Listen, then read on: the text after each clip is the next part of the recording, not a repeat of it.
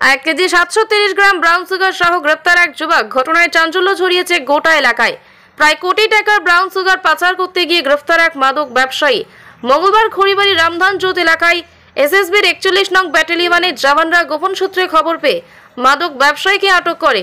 ধৃতকে তল্লাশি চালিয়ে 1 KG 730 gram brown sugar উদ্ধার করে এসএসবির জওয়ানরা। ধৃতের নাম রহমত শেখ, বয়স 24, মুর্শিদাবাদ জেলার খামারপাড়া এলাকার বাসিন্দা। পরে ধৃতকে খড়িবাড়ি পুলিশের হাতে তুলে দেয় এসএসবি। ধৃতকে আজ শিলিগুড়ি মহকুমা আদালতে পাঠানো হয়েছে।